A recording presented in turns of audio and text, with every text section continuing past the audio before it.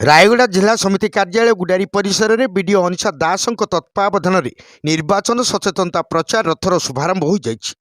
ଲୋକସଭା ନିର୍ବାଚନ ମହାପର୍ବ 2024ରେ ଗଣତନ୍ତ୍ରକୁ ସ୍ୱଚ୍ଛ ଓ ସୁଦୃଢ଼ କରିବା ପାଇଁ ବହୁ ସଂଖ୍ୟାରେ ମତଦାନ କରିବା ନିମନ୍ତେ ନାଗରିକମାନଙ୍କୁ ଜାଗ୍ରତ କରାଇବା ପାଇଁ ଭାରତ ସରକାରଙ୍କ ନିର୍ବାଚନ ଆୟୋଗ ଦ୍ୱାରା ପ୍ରସ୍ତୁତ ଅଡିଓ କ୍ଲିପ୍ ମାଧ୍ୟମରେ ବ୍ଲକ ସ୍ତରୀୟ ପ୍ରଚାର ପ୍ରସାର କରାଯିବ। ଉକ୍ତ କାର୍ଯ୍ୟକ୍ରମ ଆଜିଠାରୁ ଚଳିତ ମାସ 30 ତାରିଖ ପର୍ଯ୍ୟନ୍ତ ବ୍ଲକର 9 ଗୋଟି ପଞ୍ଚାୟତର 39 ଭୋଟ କେନ୍ଦ୍ର, 4 ଗୋଟି ବସ୍ଷ୍ଟାଣ୍ଡ ଏବଂ 2 ଗୋଟି ସାପ୍ତାହିକ ହାଟରେ ପ୍ରଚାର ପ୍ରସାର କରାଯିବ ବୋଲି ସୂଚନା ମିଳିଛି। ଯାହାଫଳରେ 100% ମତଦାତା ସ୍ୱଚ୍ଛ, ଅବାଧ, ନିରପେକ୍ଷ ଏବଂ ଗଣତାନ୍ତ୍ରିକ ପଦ୍ଧତିରେ ମତଦାନ ସାବ୍ୟସ୍ତ କରିପାରିବେ।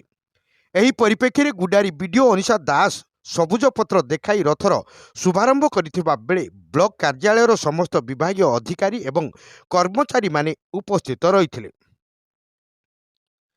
ରାୟଗଡ଼ା ଜିଲ୍ଲା ଗୁଣପୁର ଉପଖଣ୍ଡ ସ୍ତରୀୟ ପ୍ରତିନିଧି ପ୍ରସାଦ ଲିମାଙ୍କ ରିପୋର୍ଟ, ସଂଘର୍ଷ ଟିଭି।